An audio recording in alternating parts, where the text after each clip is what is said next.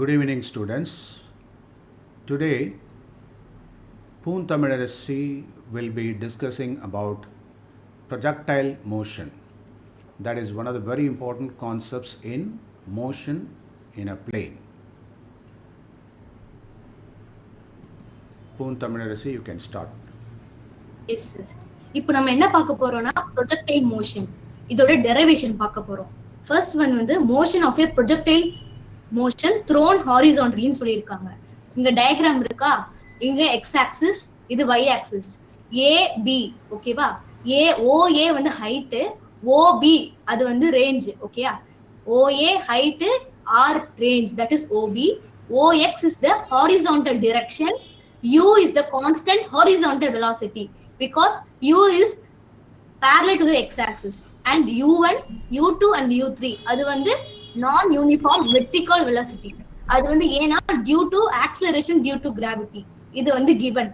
இப்போ நம்ம என்ன கண்டுபிடிக்கிறோம்னா path of projectile கண்டுபிடிக்கிறோம். இப்போ we are considering இப்போ from A to B வெச்சிக்கிறோம். இதுல வந்து ஒரு நமக்கு ஃபெமிலியரான formula S is equal to UT plus half AT square இருக்கா? இதுல வந்து S is the displacement, ஓகேயா?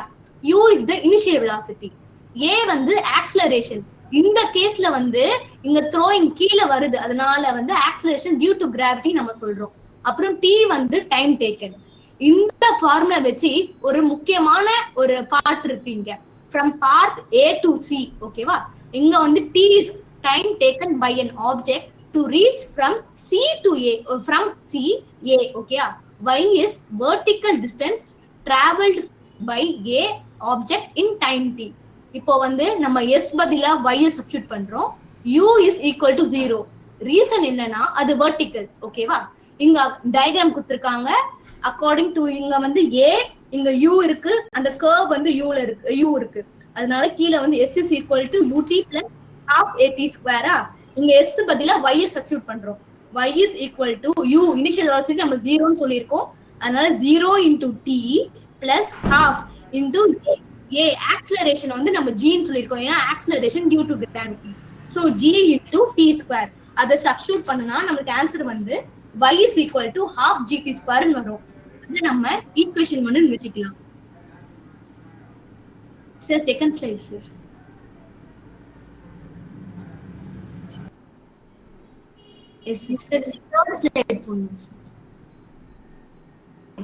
அது சப்ஸ்டிட்யூட் பண்ணா y is equal to half gt square ன்னு வருமா? அது ஈக்குவேஷன் 1 ன்னு வெச்சிக்கிறோம். For instance, at position A ன்னு சொல்றேன், the initial velocity u is the horizontal initial velocity. அப்போ வந்து x is the distance traveled in time t, ஓகேவா? We know the formula s is equal to v into t, where s is the displacement, that is equal to x, and v is the velocity, that is equal to initial velocity, that is u. T is the time taken. X is equal to ut. We are substituting x as x, and in the place of v we are substituting u, and in the place of t we are substituting t. So x is equal to ut. So in that and அதுல இருந்து நம்ம வந்து t கண்டுபிடிக்கலாம். T is equal to x by u, அதோட inverse. அது equation 2 ன்னு வெச்சிக்கலாம். இப்போ வந்து ஈக்குவேஷன் 1 ஈக்குவேஷன் 2 இருக்குல்ல, அது வந்து substitute second equation in first equation.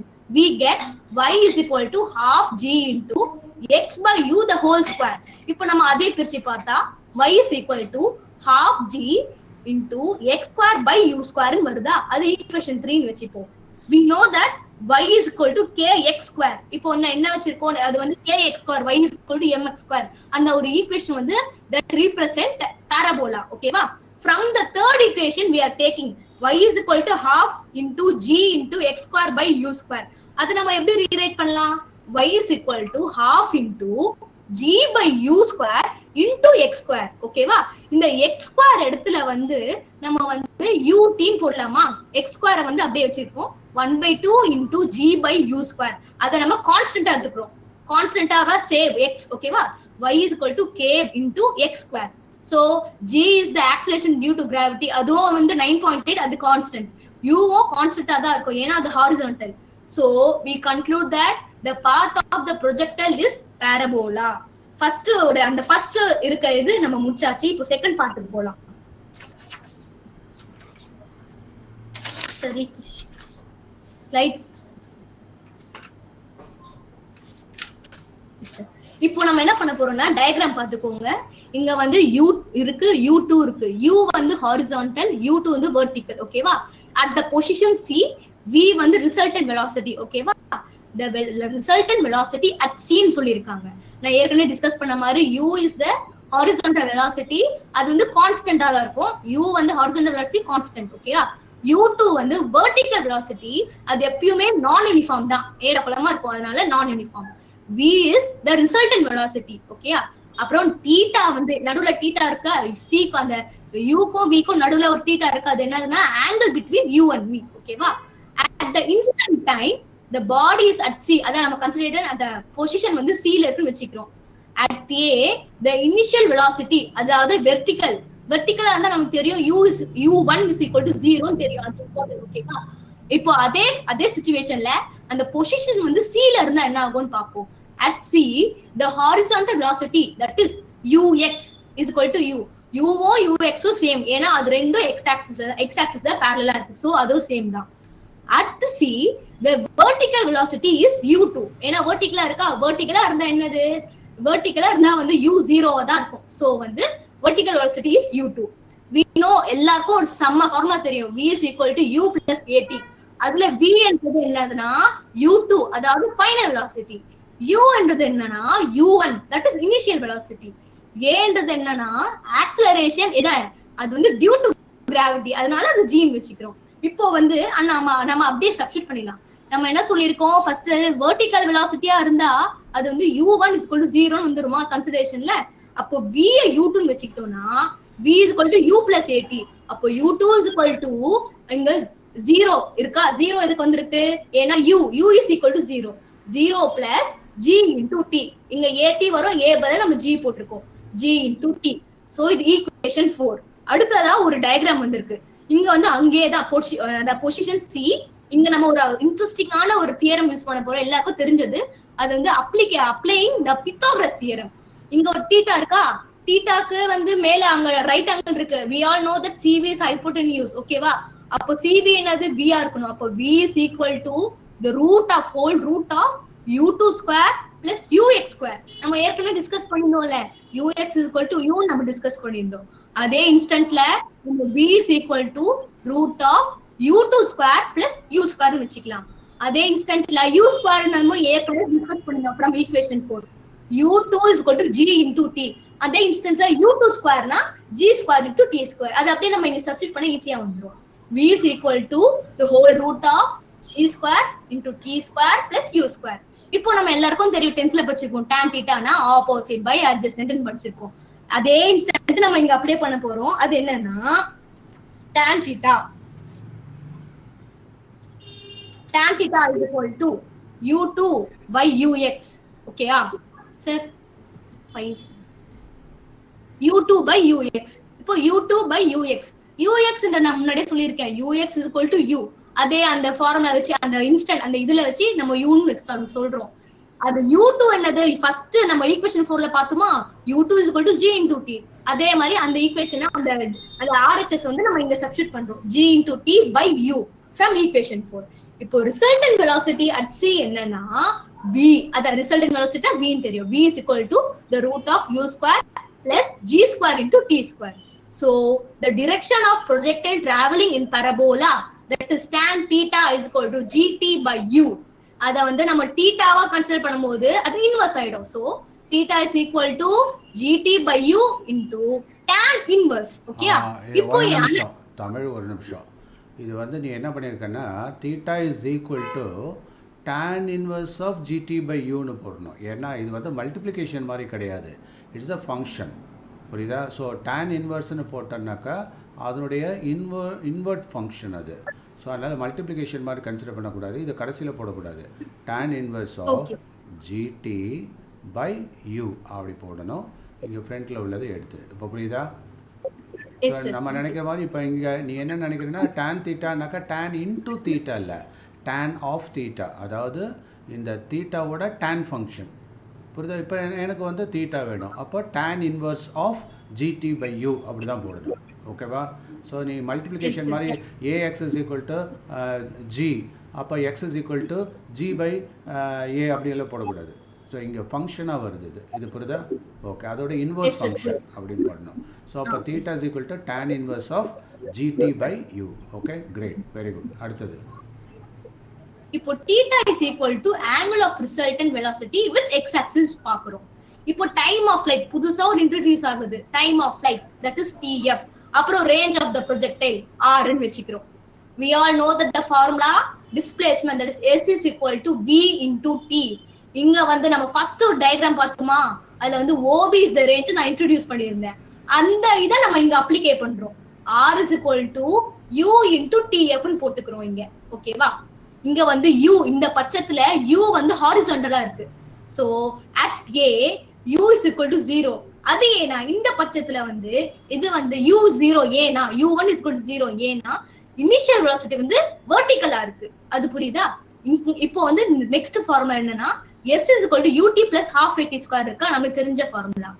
அத வச்சு நம்ம இத சப்ஸ்டிட்யூட் பண்றோம். sy that is displacement along the y axis is equal to h. ஓகேவா? அதான் நான் இங்க போட்டுருக்கேன், கீழ போட்டுருக்கேன் sy is equal to h ன்னு போட்டுருக்கேன்.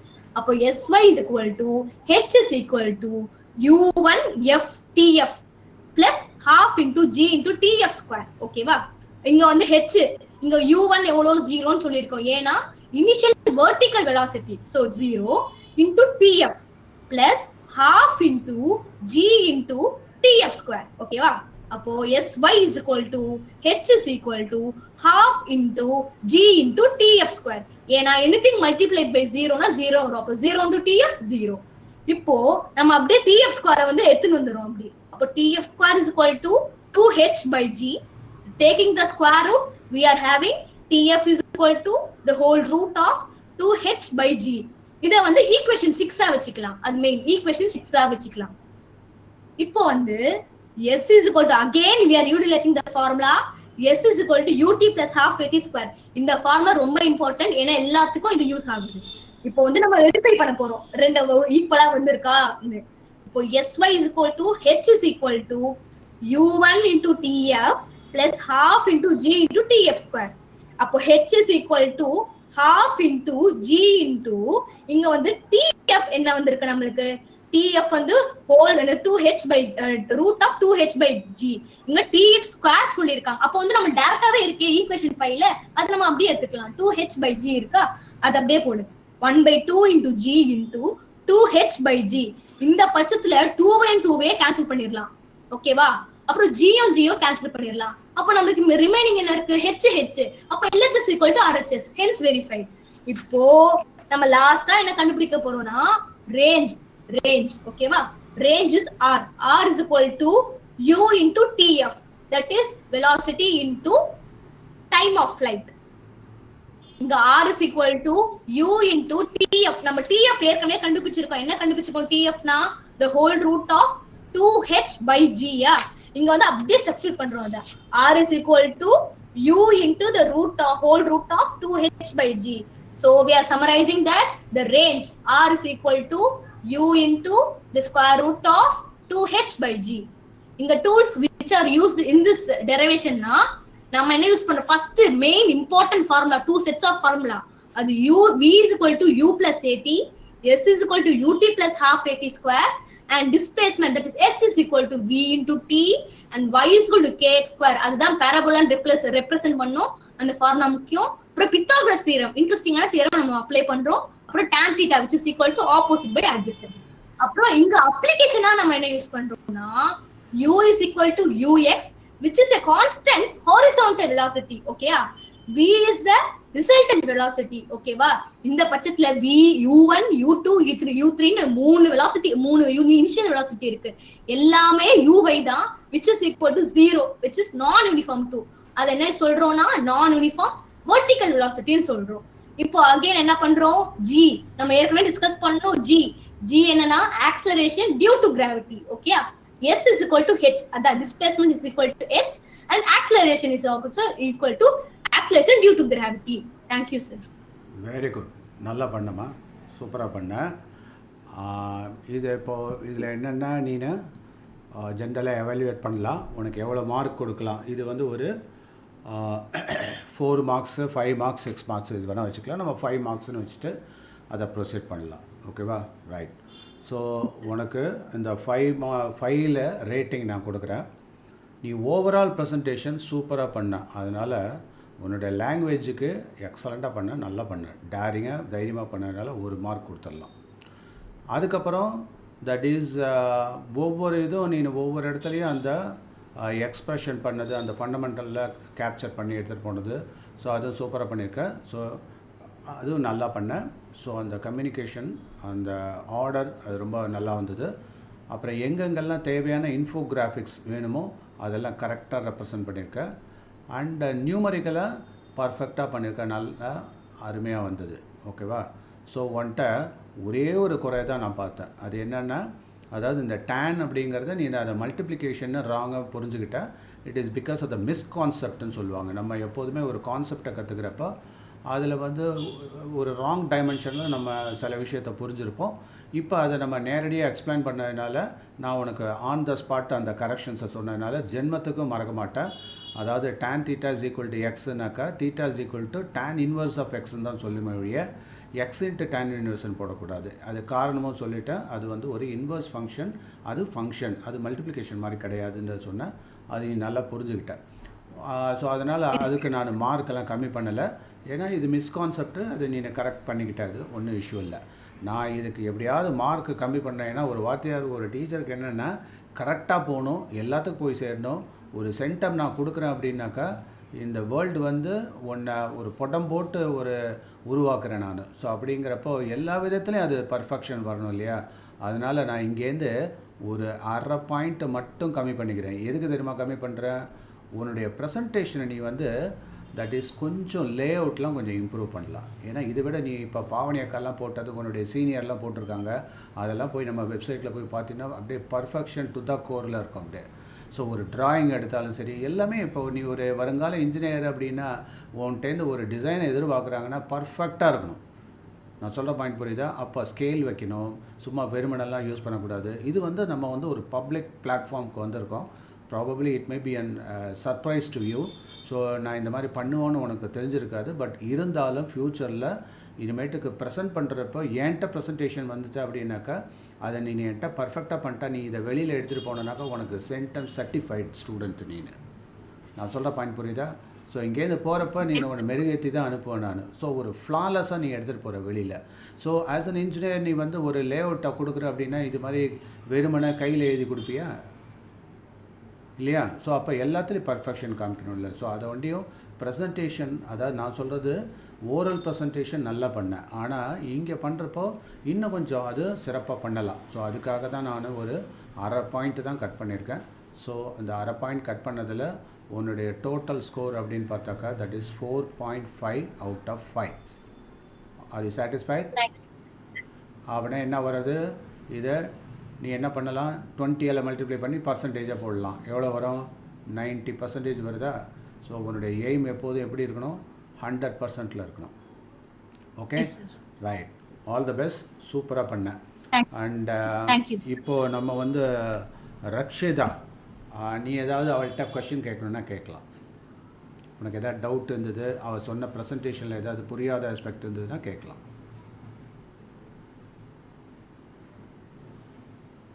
அவர் இதாக ரக்ஷிதா?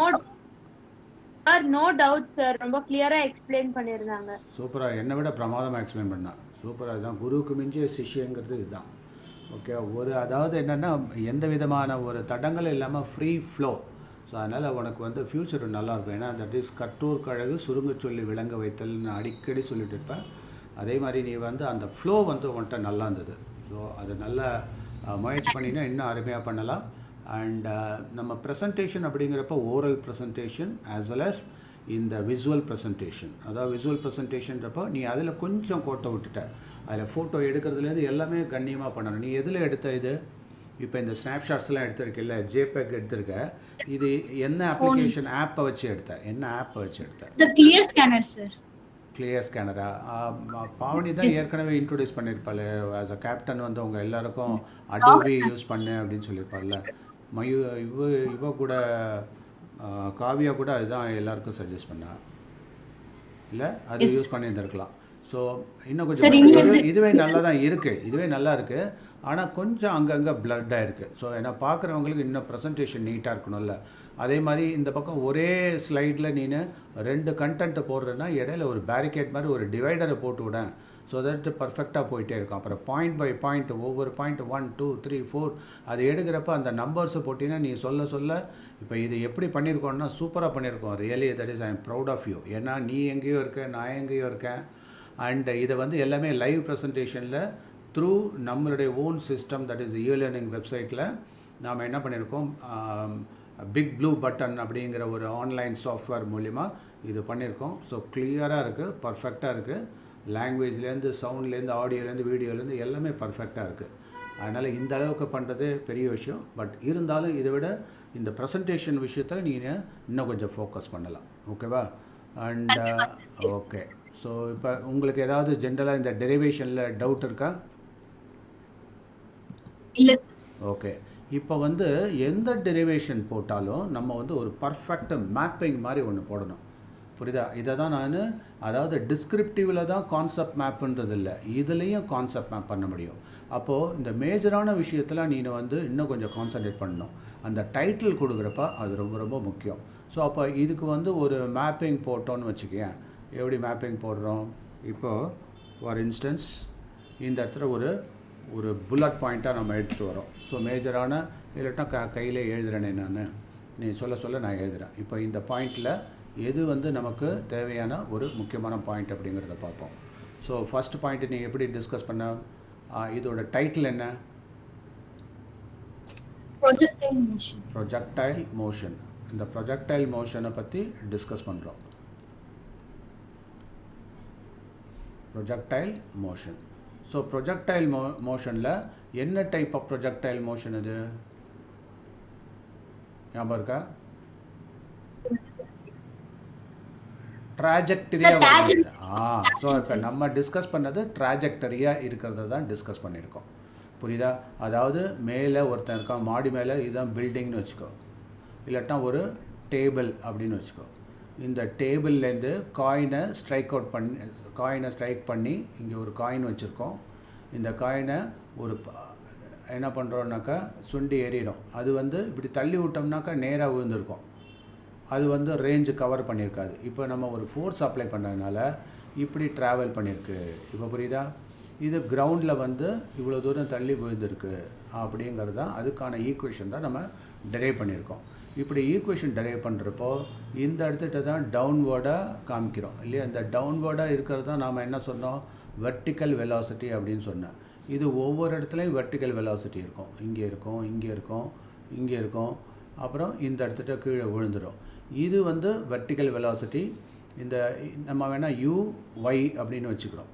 புரியுதா? ஸோ U1 U2 U3 அப்படின்னு போயிட்டு இருக்குது. இது U1ன்னு சொல்லியிருப்பேன், இது U2ன்னு சொல்லியிருக்கேன், இது U3ன்னு சொல்லியிருக்கேன். அது மாதிரி இங்கே ஃபைனலாக போகும். இங்கே போக அதோட ஸ்பீடு இன்க்ரீஸ் ஆகிருக்கு because of the acceleration due to gravity. ஆனால் இந்த இடத்துட்ட வரப்போ இதுதான் ஹொரிசாண்டல் வெலாசிட்டி. நீ அதை சொல்கிறப்ப எனக்கு ஆச்சரியமாக இருந்தது, ஆணித்தரமாக சொன்னேன். அதாவது ஹொரிசாண்டல் வெலாசிட்டி நல்லா மண்டையில் அரைகிற மாதிரி சொல்லுங்கள் சார்பான்ல, அந்த வடிவேல் ஜோக்கு மாதிரி அது நல்லா சொன்ன நீனு. அது வந்து எப்போதுமே எப்படி இருக்கும், UX = Uங்கிறது கான்ஸ்டண்ட்டாக இருக்குன்றதை அடித்து சொன்னேன். Very good. ஆனால் இதுதான் வேரியபிளாக இருக்கும். ஸோ இந்த மாதிரி சில பாயிண்ட்டை ஸ்ட்ரெஸ் பண்ணி சொல்கிறப்போ அது அப்படியே. அதனால தான் டீச்சர்ஸ் கூட ஒரே பாயிண்ட்டை 2-3 தடவை திருப்பி சொல்லுவாங்க. அப்போ நம்ம கவனமாக கவனிக்கணும். எதுக்காக அதை திருப்பி சொல்கிறாங்கன்னா, என்ன அதை அரைச்சமாக அரைக்கிறாங்கன்னு அலட்சியமாக விடக்கூடாது. அதோட இம்பார்ட்டன்ஸுக்காக தான் அதை திருப்பி சொல்கிறாங்க. புரியுதா? ஸோ அப்போது ஹொரிசாண்டல் வெலாசிட்டி எப்படி இருக்கும், கான்ஸ்டண்ட்டாக இருக்கும். வெர்டிக்கல் வெலாசிட்டி எப்படி இருக்கும், அது வேரியபிளாக இருக்கும், அது நான் யூனிஃபார்மாக இருக்கும். இதை வந்து நீ ஒரு 5-6 தடவை சொல்லியிருப்ப, நானும் கவனித்தேன். நான் சொல்கிற மாதிரியே நீயும் சொன்ன. அப்படியே என்னுடைய ஸ்டீரியோ டைப்பை நீனே சொன்னதுனால ஆல்மோஸ்ட்டு நீ வந்து ஒரு 50% ராமநாதன் சார் ஆகிட்டே. Okay, very good. அடுத்தது இந்த இடத்துட்ட வரப்போ இங்கேயும் அதே மாதிரி இது எல்லாமே கான்ஸ்டன்ட்ன்றதை சூப்பராக சொன்ன. இது பண்ணிட்டோம். இது சொல்கிறப்ப நம்ம இதில் மேஜராக என்னென்ன ஸ்டடீஸ் பண்ணோம் அதை நம்ம முன்னாடியே சொல்லிடணும். இந்த மாதிரி ஒரு ஸ்கிமேட்டிக் போட்டுட்டு இதில் நம்ம என்னென்ன பண்ண போகிறோம், இதுதான் நான் அடிக்கடி சொல்லுவேன். என்கேஜ் பண்ணணும் நம்மளுடைய ஆடியன்ஸை. ஸோ என்கேஜ் பண்ணிவிட்டு அதுக்கப்புறம் அதில் எக்ஸ்ப்ளோர் பண்ண வைக்கணும். இப்போ நான் உன்னை எக்ஸ்ப்ளோர் பண்ண வைக்கிறேன். இப்போ ப்ரொஜெக்டைல் மோஷன், அதாவது ட்ராஜெக்டரி மோஷன் அப்படிங்கிறதான் சொல்லியிருக்கேன். ஸோ இங்கே நாம் எடுத்துக்கிட்டது ட்ராஜெக்டரி மோஷன் மட்டும்தான் எடுத்திருக்கோம்.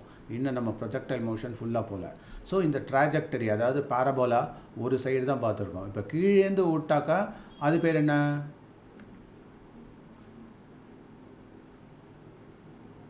ரெஃபர் பண்ணு, நேற்றுக்கு சொன்னமே.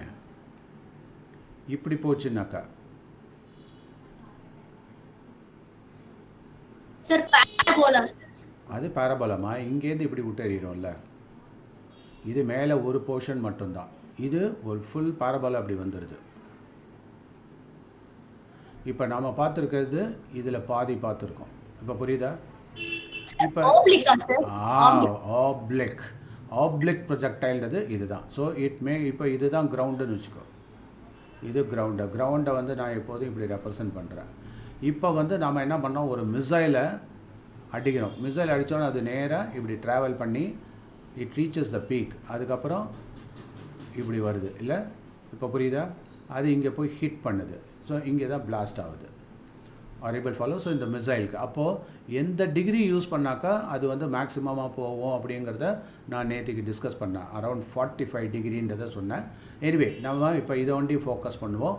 ஸோ இது பேர் என்ன மோஷன்? Trajectory motion. இது பேர் என்ன மோஷன்? Oblique projectile motion. புரியுதா? இது என்னது? ட்ராஜெக்டரி சொல்லு. Trajectory projectile motion. இது ஆப்ளிக் ப்ரொஜெக்டைல் மோஷன். எப்போதுமே வேர்டை திருப்பி சொன்னால் தான் நமக்கு புரியும், மனசில் நிற்கும். இப்போ நம்ம இதை மட்டும்தான் பேசுகிறோம், ட்ராஜெக்டரி மட்டும்தான் பேசுகிறோம். இதில் நம்ம என்னென்னலாம் பார்த்துருக்கோம் சொல்லு பார்ப்போம். என்னென்ன பார்த்துருக்கோம் இங்கே சொல்லு. இது என்னென்ன டெரிவேஷன் இங்கே பார்த்துருக்கோம். ஃபஸ்ட்டு வந்து என்ன, இது பாரபோலா.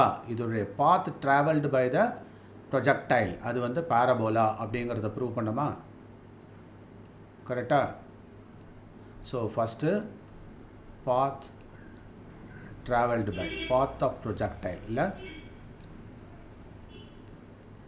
இந்த பாத் ஆஃப் ப்ரொஜெக்டைல் அப்படிங்கிறது என்னன்னு ப்ரூவ் பண்ணோம்?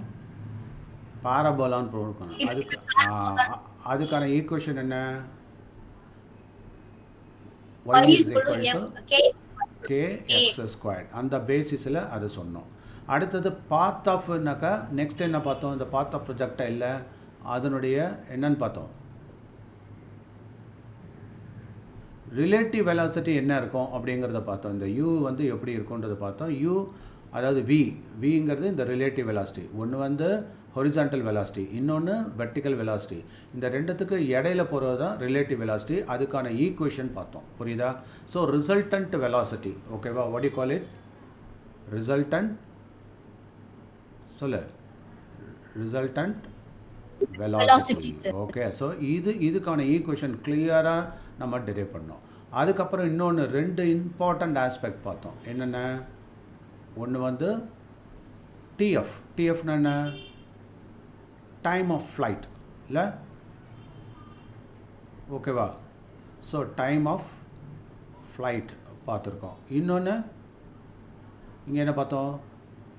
ஆர்ன்றதை பார்த்தோம், அதாவது ரேஞ்ச். வெரி குட், ரேஞ்சுன்றது பார்த்தோம். ஸோ அப்போ this is point number 1, this is point number 2, this is point number 3. ஓகேவா? இது தான் பார்த்துருக்கோம். இதில் ஏ, அதாவது 1A பாரபோலா, இது ப்ரொஜெக்டைலோட ரிசல்டன்ட் வெலாசிட்டி எப்படி இருக்கும் b அப்படிங்கிறத பார்ப்போம். So I now welcome our Rakshitha to explain on this concept map. இப்போ புரியுதா? கான்செப்ட் மேப்புன்றது என்ன புரியுதா? அப்படியே அதை கிராஃபிக்காக எடுத்துகிட்டு வந்துட்டேன். இதை தான் இன்ஃபோ கிராஃபிக்ஸ். அதை பார்த்தோன்னே எல்லா இன்ஃபர்மேஷனும் நமக்கு வந்துடணும். புரியுதா? அந்த மாதிரி சொல்லணும். அதுக்கு ரிலேட்டடான டயக்ராம், ஈக்குவேஷன்ஸ் எல்லாம் கூட அங்கே ஃபர்னிஷ் பண்ணி இதை இன்னும் நான் ஏதோ ஒரு சிம்பிளாக போட்டிருக்கேன். நீங்கள் இதை பார்த்தோன்னே புரிஞ்சுக்கிற மாதிரி வேணுங்கிற ஈக்குவேஷன்ஸ் இதெல்லாம் போட்டுட்டு சைடில் வந்து என்ன பண்ணிடுறீங்க, நம்ம ஒரு டூல் இன்ட்ரொடியூஸ் பண்ணான் இல்லையா? சூப்பராக இருந்தது. அதில் என்னென்ன டூல்ஸ் இது ஒரு கேஷுவல் நீ பண்ணியிருக்க. புரியுதா? இதுக்கு ஒரு வெயிட்டேஜ் கொடுத்து ஒரு ஸ்கெட்ச் நோட் சம்மரி மாதிரி இது பண்ணியிருந்தீங்கன்னா கான்செப்ட் அப்படின்னா இன்னும் சூப்பராக இருந்திருக்கும். Okay, I think that is Rakshita will do that and complete this project beautifully. Okay, right. So projectile motion trajectory la paatha and the concept map patti Rakshita will explain now. Rakshita, come. Yes sir.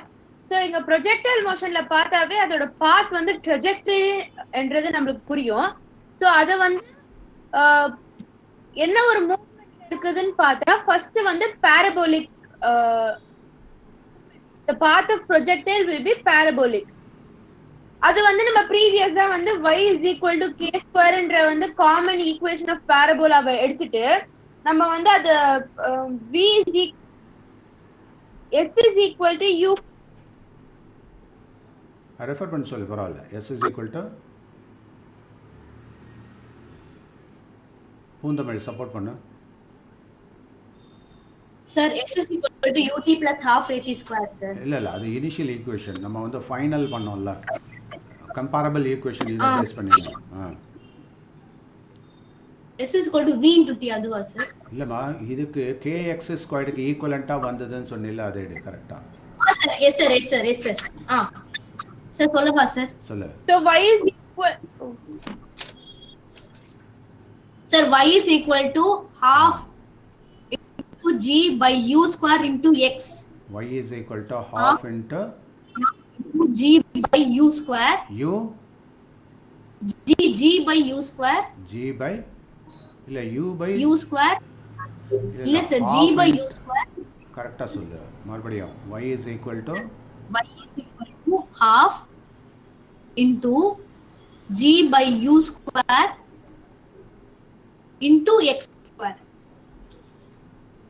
இப்போ இதுல தான் அது constant அப்படிங்கறத நம்ம introduce பண்ணிட்டு இந்த ரெண்டு கம்பேரபிளா இருக்கு அப்படிங்கறதுனால பிளேன் ஆஃப் பாரபோலா பாத் அப்படிங்கறத நம்ம அச்சீவ் பண்ணோம். புரியுதப்போ? ஸோ அப்போ இந்த பாரபோலான்னு போட்டோன்னா y = kx², அதுக்கு ரிலேட்டடான ஈக்குவேஷனை இங்கே பக்கத்தில் போட்டினா இப்போ எக்ஸாமினேஷன் டயத்தில் இதை பார்த்தோன்னே டப்புன்னு உனக்கு புரிஞ்சிடும். இப்போ புரியுதா? இது வந்து எப்படின்னா ஒரு பில்டிங் கட்டுறப்ப ஒரு இன்ஜினியர் பிளான் மாதிரி. அதே மாதிரி நம்ம ஒரு கான்செப்டை பற்றி ப்ரெசன்டேஷன் பண்ண போகிறோம்னா இது கையில் இருந்ததுன்னு வச்சுக்கையா, ஒரு ஒரு இது மாதிரி தான். நம்ம லைஃப் ஸ்டைலே ஜென்ரலாக சொல்லுவாங்க, லைஃப் ஹிஸ்ட்ரியே நம்ம பாம் ஹிஸ்ட்ரி அப்படிம்பாங்க. பாமில் எல்லாமே அடக்கியிருக்கு, அதை பேஸ் பண்ணி ஜோசியெல்லாம் கூட சொல்கிறாங்க. நம்பிக்கை இருக்கோ இல்லையோ சில விஷயங்கள்லாம் அக்குரேட்டாக சொல்கிறாங்க. ஸோ இட் மீன்ஸ் அந்த பிளான் வந்து ஹேண்டியாக இருக்கணும், அதை பேஸ் பண்ணி நம்ம சொல்லணும். அதுதான் அந்த கான்செப்ட் மேப் உங்களுக்கு பவர்ஃபுல்லாக யூஸ்ஃபுல்லாக இருக்கும். அடுத்தது பீன்றதுக்கு வா, பாத் ஆஃப் ப்ரொஜெக்டைல். பியில் இங்கே என்ன டிஸ்கஸ் பண்ணோம் ரக்ஷிதா? சார் அது பாரபோலா நம்ம வந்து ப்ரூவ் பண்ணுவோம் சார். இது பண்ணிட்டோம். இது பாரபோலான்றது ப்ரூவ் பண்ணிட்டோம். நெக்ஸ்ட் பியில் வந்து என்ன பண்ணோம்? ரிசல்டன்ட் வெலாசிட்டி என்னங்கிறத அங்கே எழுதணும். So what is resultant velocity? அங்கே வி வந்து எழுதுறோமா இல்லையா? வியோட equation sir v is equal to 2 plus 8 ல சப்ஸ்டிட்யூட் பண்ணி ஃபைனலி v is equal இல்ல உன்னோட v is equal gt audio கரெக்ட்டா வச்சுக்கோ. ஆடியோ கரெக்ட்டா வச்சு சொல்லு. v is equal to first initially v is equal to u plus 18 ன்ற ஈக்குவேஷன்ல வந்து ஃபைனல் ஈக்குவேஷன் சொல்லு. v is equal to resultant velocity is equal to sir whole root of g square into t square plus u. அதான் நான் திருப்பி கேட்டிருக்கேன். whole root of சொல்லு. gt square g square t square g square t square அப்புறம் plus u square plus u square. இப்போ புரியுதா? So இந்த ஈக்குவேஷனை மறக்கக்கூடாது. ஓகேவா? இதெல்லாம் வந்து ஒரு டெரிவேஷனில் இதெல்லாம் ஒரு லேண்ட்மார்க் மாதிரி. நான் சொல்கிற பாயிண்ட் புரியுதா? இந்த லேண்ட்மார்க்கை தான் நம்ம போட்டுட்டோம்னாக்கா நம்மளுடைய அந்த டெஸ்டினேஷன் கிளியராக இருக்குது, தடங்கள் இல்லாமல் அப்படியே போகலாம். நம்ம செம்மையாக ஃப்ளோவாக போகும். இது பார்க்காம போடுறப்ப ஃபர்ஸ்ட் கிளாஸாக வரும். எக்ஸாமினேஷனில் உட்காந்து அடித்து தள்ளிட்டு போயிட்டே இருக்கலாம். ஓகேவா? அடுத்தது ஸோ இது வந்து முக்கியமான எப்படின்னா ஒருத்தர் வீட்டுக்கு போகிறப்போ சில இடத்துலாம் லேண்ட்மார்க்லாம் பார்த்துப்போம் இல்லையா, அதை ட்ராக் பண்ணிகிட்டே போனோம்னாக்கா கரெக்டாக இருக்கும். ஸோ அந்த நேவிகேஷனுக்கு தான் இந்த கான்செப்ட் மேப்பு செமையாக யூஸ்ஃபுல்லாக இருக்கும். Okay, right. அடுத்தது தேர்ட் பாயிண்ட் வருவோம். செகண்ட் பாயிண்ட் வா. இது ஃபஸ்ட்டு மேஜர் பாயிண்ட் போட்டோம், அடுத்தது செகண்ட். அதாவது இதெல்லாம் இது மெயின் பாயிண்ட்னா இதெல்லாம் நோட்ஸ்ன்னு சொல்லுவோம், NODE. ஓகேயா? அடுத்த நோடுக்கு வருவோம். செகண்ட் நோட் இது சொல்லு. Time of flight. range is equal to இல்ல ரெண்டு time of flight. the time of flight is equal to root of 2h by g. root of 2h by g. Whole ரூட்டா? Yes sir. அது சொல்லணும். Whole ரூட்னா whole ரூட்னு சொல்லணும். அடுத்தது so time of flight is equal to the whole root of 2h/g. ஹெச்ங்கிறது என்னது? Height sir. Vertical height the object. ஓகேவா? ரைட். அடுத்தது R. R is equal to range. You அந்த ரேஞ்சுன்னா என்ன? What you understood?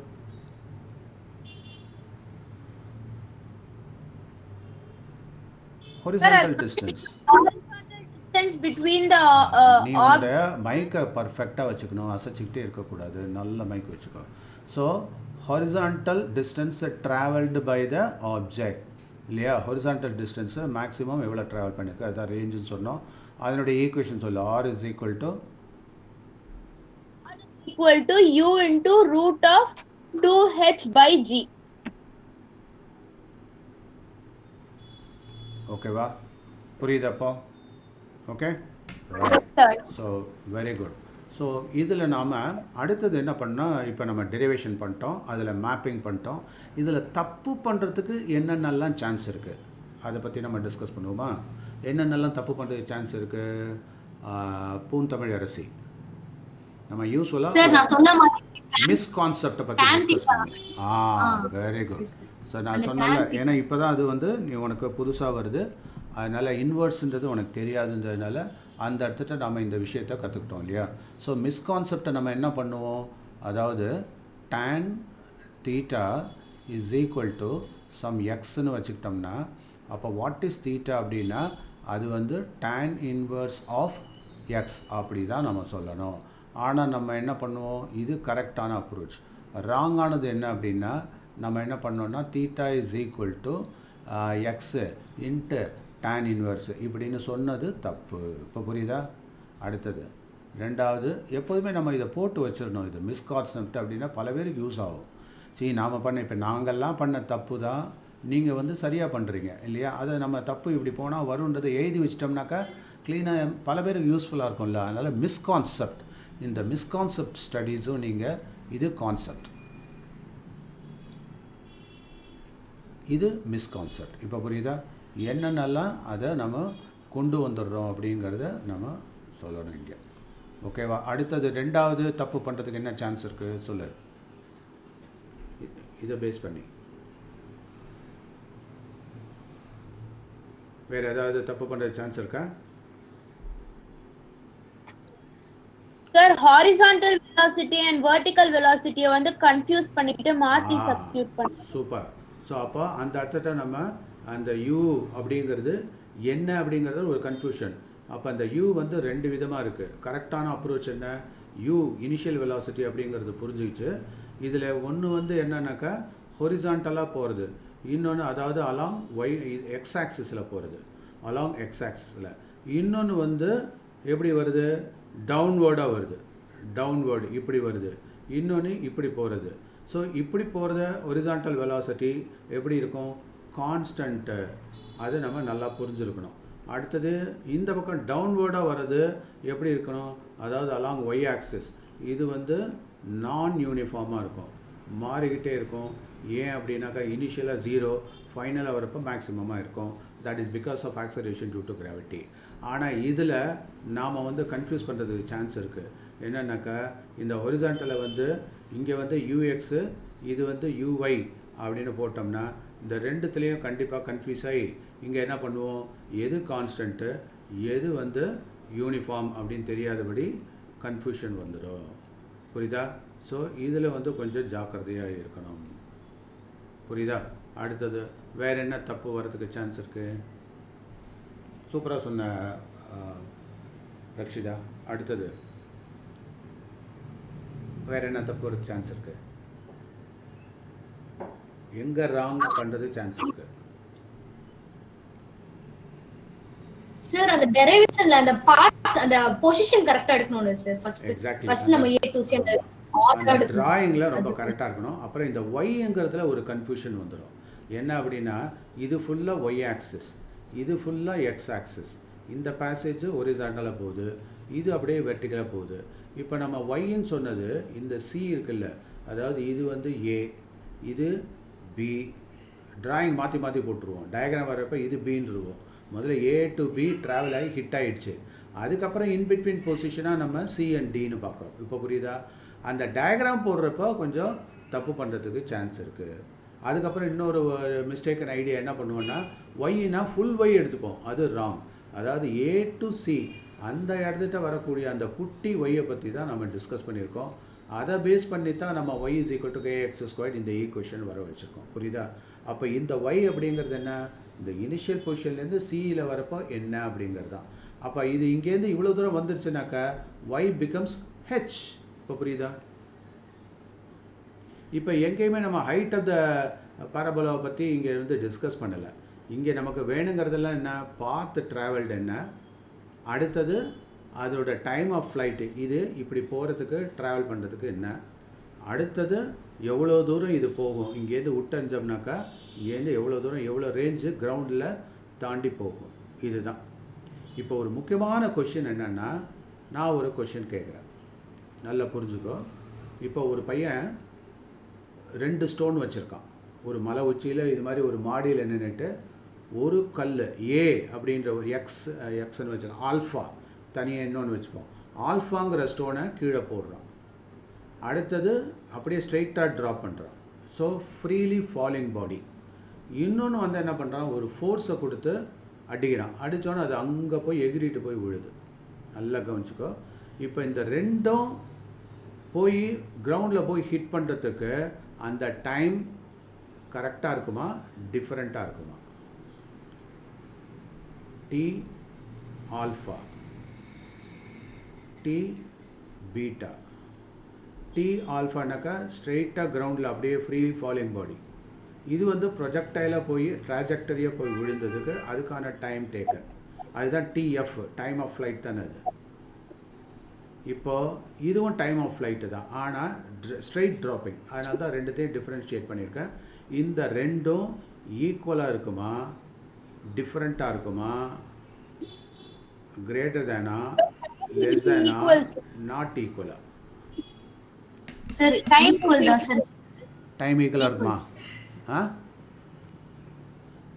Yes sir. நீனு தமிழ் ஏன்னா இது மேல போயிட்டு கீழே, ஆனாலும் அது ஒரே மேலே போயிட்டு மேலே இருந்துக்கிட்டே தூக்கி போடுறேன். மேலே இருந்துட்டு ஒரு கல்லை இப்படி தூக்கி போடுறேன். இன்னொரு கல்லை என்ன பண்ணுறேன்னாக்கா விட்டு எறிகிறேன். அப்படியே எரிஞ்சதுனாக்கா அது ஹொரிசான்டால் அப்படியே ட்ராவல் பண்ணி அப்படியே ஃப்ளைட்டு மாதிரி கீழே இறங்குது. புரியுதா? நான் சொல்கிறப்பே புரிஞ்சிருக்கலாம். இப்போ இந்த 2 டைம் டேக்கனுக்கும் டிஃபரன்ஸ் இருக்கா இல்லையா? சார் எனக்கு தெரிஞ்சு டிஃபரன்ஸ் இருக்கும் சார். இது வந்து கீழ டேட்டா போடுற சார். Very good. கண்டிப்பாக டிஃப்ரென்ஸ் இருக்கும். ஏன்னா இது போட்டால் டபக்குன்னு ஆக்சலேஷன் டியூ டு கிராவிட்டினால் மட்டும்தான் போது சரக்குன்னு போய் ரீச் ஆகிடுது. ஓகேவா? வேறஸ் நீ கல்லை விட்டெறிகிறப்ப அதுக்கு ஒரு டிரைவிங் ஃபோர்ஸ் கிடைக்குது இல்லை? புரியுதா? அதனால் அது கொஞ்சம் தூரத்துக்கு ட்ராவல் பண்ணிகிட்டு இருக்கும். தட் இஸ் அதுவும் சேர்த்து கிரவுண்டில் ஹிட் ஆகிற வரையிலும் அதுக்கான டைம் என்ன? அதனால தான் அதுக்கு ஒரு ஸ்பெஷல் நாமன்க்ளேச்சர் கொடுத்தோம், டைம் ஆஃப் ஃப்ளைட். இப்போ புரியுதா? புரிஞ்சுதா? அதனால தான் டைம் ஆஃப் ஃப்ளைட். அப்போ இப்போ திஸ் இஸ் நாட் ஈக்குவல் டுன்னு புரிஞ்சு போச்சு, நம்பர் 1. ஸோ கான்செப்ட் ரெடி நம்ம. அதாவது டி ட்ராப்ட் ஸ்ட்ரைட், புரியுதா? அது ஆல்ஃபா. நான் ஏற்கனவே டி ஆல்ஃபாங்கிறத சொல்லிட்டேன். ஸோ டி ஆல்ஃபானா ட்ராப்ட் ஸ்ட்ரைட் இப்படி போகுது. அடுத்தது இங்கே டிஎஃப் டைம் ஆஃப் ஃப்ளைட், அதாவது பீட்டா. இது வந்து எப்படி போயிடுது? 2 டைம் ஆஃப் ஃப்ளைட் தான், ஆனால் நான் இது ஸ்ட்ரைட்டாக போயிடுது, அது பீட்டாவாக போகுது. ஸோ பீட்டான்னு வச்சுக்கிறேன். ஸோ இந்த பீட்டாவில் இது இப்படி போய் விழுது. அப்போ இட் டேக்ஸ் மோர் டைம். அப்போ இதில் வந்து கம்மியாக இருக்கும். ஸோ முதல்ல நாட் ஈக்குவல்ட்டுன்னு பார்த்துட்டோம். இப்போ என்ன சொல்கிறோம்? டைம் ஆஃப் ஃப்ளைட் வந்து ஜாஸ்தியாக இருக்கும். அதை இப்படி மாற்றியும் சொல்லலாம். அதாவது time of flight will be greater than time of freely falling body, that is alpha. இப்போ புரியுதா? ஸோ இந்த கான்செப்ட் மிஸ்கான்செப்ட் இப்போ நம்ம தரவாக எல்லாமே அனலைஸ் பண்ணிட்டோம். ஓகேவா? புரியுதா? அது இப்போ இதை தான் டீப் லேர்னிங்னு சொன்னேன். இதோடு நிறுத்திடக்கூடாது. நம்ம என்ன பண்ணோம்? இதை பேஸ் பண்ணி ப்ராப்ளம் சால்வ் பண்ணுறப்ப தான் அங்கே தான் நீ கான்செப்ட் புரிஞ்சுக்கிட்டியா இல்லையா? இதோட இன்னும் 2-3 கான்செப்ட் சேர்த்தும் கேட்பான். ஸோ அப்போ ஒன்று நியூமரிக்கலாக நீ ஸ்ட்ராங்காக இருக்கியா, இல்லையா? ஸோ அதனால தான் ப்ராப்ளம் சால்விங். அதான் இப்போ ப்ரொஃபஷ்னல்ஸ் அப்படின்னா நீ நினைக்கக்கூடாது அதாவது இன்ஜினியர்ஸ் மட்டும்தான் ப்ராப்ளம் சால்வ் பண்ணுறாங்க, அப்படி கிடையாது. டாக்டர்ஸும் ப்ராப்ளம் சால்வ் பண்ணுறாங்க இல்லையா? ஈவன் கொத்தனார்லேருந்து ப்ராப்ளம் சால்வ் பண்ணுறாங்க. எல்லாருமே இந்த லைஃபே ப்ராப்ளம் தான், அதை எப்படி சால்வ் பண்ணணும். So you are the problem and you are the solution. So நம்ம வந்து நம்மளுடைய வார் ஃபீல்டில் இருக்கோம், நாம் தான் பொறுப்பு. இங்கேருந்து எப்படி அதை எனிமீஸை மீட் பண்ணுறது, டீல் பண்ணுறது அப்படிங்கிறது நம்ம கையில் தான் இருக்குது. ஸோ அதனால் ப்ராப்ளத்தை வந்து நம்ம இன்வைட் பண்ணி அதுலேருந்து தப்பிச்சு போகக்கூடாது, அதை எப்படி சார்ட் அவுட் பண்ணணும். ஸோ அதை க்ராக் பண்ணணும் அந்த ப்ராப்ளத்தை, புரியுதா? அப்படி க்ராக் பண்ணுறப்ப தான் நம்மளுடைய எஃபிஷியன்சி வெளியில் வரும். நான் சொல்கிற பாயிண்ட் புரியுதா?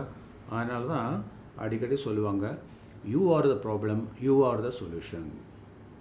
இதில் தமிழில் கூட ஒன்று சொல்லுவாங்க, தீதும் நன்றும் பிறர் தர வாரா. இன்னொருத்தர் சொல்லி நல்லதும் கெட்டதும் வரதில்லை, நமக்கு நாமளே தேடிக்கிறது தான்.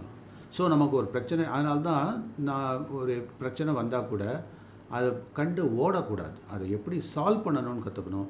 ஸோ அதனால தான் நம்ம அடிக்கடி ஒரு நல்ல படித்தவங்க அப்படின்னா, நல்ல பண்பாளர்கள் அப்படின்னா, நல்ல ஸ்மார்ட் ஸ்டூடெண்ட்ஸ் அப்படின்னா அடிக்கடி இந்த மாதிரி ப்ராப்ளத்தை நிறைய போட்டு பார்க்கணும். நியூமரிக்கலாக ஹேண்டில் பண்ணுறது மட்டுமே ப்ராப்ளம் இல்லை, ரியல் லைஃப் சுச்சுவேஷனில் நமக்கு வரதும் ப்ராப்ளம் தான். அதுக்காக தான் ப்ராஜெக்ட்னு கொடுக்குறாங்க, புரியுதா? அந்த ப்ராஜெக்டை நம்ம சக்ஸஸ்ஃபுல்லாக எடுத்துகிட்டு வந்து நாம் கம்ப்ளீட் பண்ணி கொடுத்தோம்னாக்கா இந்த உலகம் முன்ன போட்டுரும். இந்த உலகம் போட்டுறதுக்காக நம்ம படிக்கலை, நாமளும் நல்லா படிச்சுக்கலாம், 4 பேருக்கு நல்ல விஷயங்களையும் சொல்லிக் கொடுக்கலாம். சரியா? புரிஞ்சுது அது? So how to you feel this session?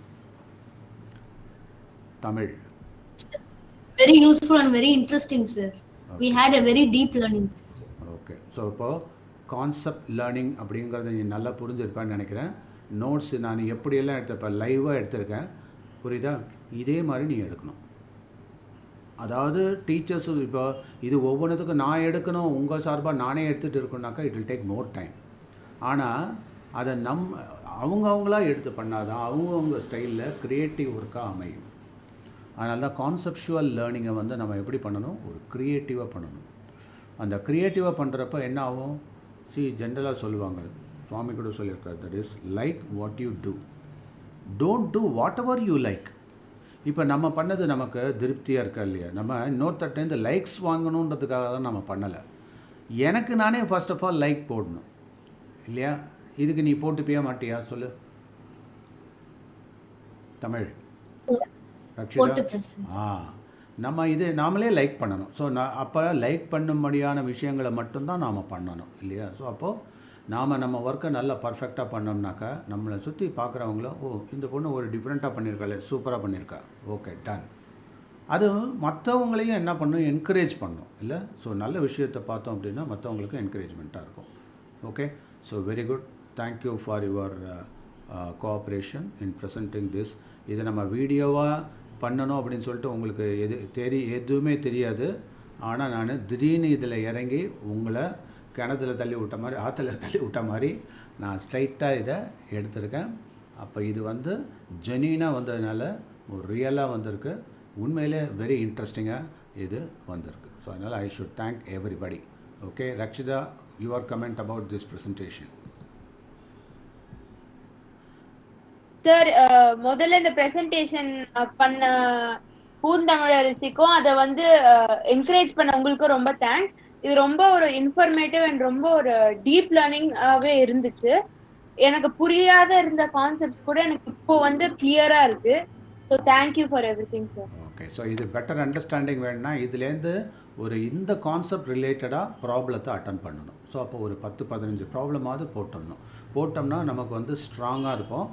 அதில் என்னென்னா ஒரு கான்செப்ஷுவல் லேர்னிங்கில் படிப்படியாக போகிறதுனால தான் அது படிப்புன்னு பேர். அப்போ ப்ரோக்ரஸ் ஆட்டோமேட்டிக்காக வரும். ஸோ இப்போ ஸ்கூல்லையோ இல்லாட்டினா வெளியிலையோ இல்லாட்டினா பேரண்ட் எதிர்பார்க்குறதோ என்னென்னா எல்லாத்தையும் படி, அதை படி, இதை படி. நம்ம எல்லாம் நமக்காக தான் நாம் படிக்கிறோம், அது நல்லா ஞாபகம் வச்சுக்கணும். ஸோ அப்போது ஒரு கான்செப்ட் எடுத்தால் டீப்பாக உள்ளே போய் கரெக்டாக இது பார்க்குறதுக்கு என்ன, இப்போ நான் சொல்லி கொடுத்துட்டேன் 1 hour ஆச்சு, ஆனால் நீங்கள் 3 hour அதை வச்சு செஞ்சுருக்கணும். ஸோ அப்போ ஒரு நாளைக்கு ஒரு கான்செப்ட்னா செம ஸ்ட்ராங்காக இருப்ப, 6 கான்செப்ட் 6 நாளில் கச்சிதமாக முடிச்சுட்டு 1 வீக்கில் நம்ம ஒரு சாப்டரை முடிச்சிருவோம். சண்டே அன்னைக்கு ஐ எம் ரெடி, நீங்கள் எந்த டைமென்ஷனில் வேணாலும் கேளுங்கன்னு சேலஞ்ச் பண்ணலாம். அதில் நீங்கள் கண்டிப்பாகவே சக்ஸஸ்ஃபுல்லாக வருவேன். அப்படியும் வரலன்னா நான் ஒன்று 3 தடவை லெவல் 1, லெவல் 2, லெவல் 3ன்னு வச்சுருக்கேன். புடம் போட்டு நம்ம ஒரு தங்கமாக உருவாக்கிடலாம், ப்ரொவைடட் நீ கோஆப்ரேட் பண்ணிங்கன்னா. அப்போ லெவல் 1, லெவல் 2, லெவல் 3ல் நீங்கள் சென்டம் எடுத்துட்டீங்க அப்படின்னாக்கா யூ ஆர் கிரேட். ஸோ அப்போது ஒன்றும் அடிச்சிக்கவே முடியாது. நீ இந்த கண்டென்ட்டில் நீ இந்த சாப்டரில் சென்டம் எடுத்துட்ட அப்படின்னா இதே மாதிரி ரெப்ளிகா தானே இல்லையா? ஸோ அப்போது 4 சாப்டரை ஒவ்வொரு சப்ஜெக்ட்லையும் இந்த மாதிரி கவனித்தா அப்படின்னாக்கா என்ன ஆகுது, ஒரு சப்ஜெக்டுன்னு எடுத்தினாக்கா ஒரு மாதத்தில் 4 சாப்டர் சூப்பராக முடிக்கலாம். கோர் சப்ஜெக்ட் அப்படின்னு எடுத்துகிட்டு மேக்ஸ், ஃபிசிக்ஸ், கெமிஸ்ட்ரி, இல்லைனா ஃபிசிக்ஸ், கெமிஸ்ட்ரி, பயாலஜி இந்த மாதிரியான உன்னுடைய கோர் சப்ஜெக்ட்ஸில் அப்போ 3 சப்ஜெக்ட் இன்ட்டு 4 சாப்டர் 12 சாப்டர். 12 சாப்டரில் நீ வந்து ஒரு மந்தில் பக்காவாக உருவாயிடுவேன். புரியுதா? இந்த மாதிரி சிஸ்டமேட்டிக்காக போனால் கரெக்டாக வரும். ஸோ அதனால் அவங்க அவசரப்படுத்துகிறாங்க, இவங்க அவசரப்படுத்துகிறாங்க. கான்செப்ட் படிச்சுட்டு இருக்க போய் திடீர்னு வேறு ஏதாவது பண்ணிவிட்டு அதில் கேட்டாங்களே இதில் கேட்டாங்களேன்னு டென்ஷன் ஆகாத, எதுவுமே பயப்படாத. நீ பாட்டுக்கு ஸ்ட்ராங்காக சிஸ்டமேட்டிக்காக உனக்காக படி, டீப்பாக படி. That will be always successful. So formula இந்த யூடியூப்லாம் சொல்லுவாங்கள்ல, அந்த மேட்டர்லாம் நம்ம தமிழ் சூப்பராக சொல்லுவாள். ஸோ அதை சொல்லு இந்த ஸ்லைடை பேஸ் பண்ணி அதிலே ஓட் ஆஃப் தேங்க்ஸ் மாதிரி முடிச்சுக்கலாம். சார் ஓட் ஆஃப் தேங்க்ஸ் இல்ல யூடியூப்ல சொல்லுங்க. நீ தான் உனக்கு தெரியாத கலையான்னு சொல்லு. இந்த வீடியோ பிடிச்சிருந்தா லைக் பண்ணுங்க, ஷேர் பண்ணுங்க மற்றும் சப்ஸ்கிரைப் பண்ணுங்க. மேல பிடிச்சிருந்தா பெல் ஐகானை தட்டுங்க. Thank you. Very good.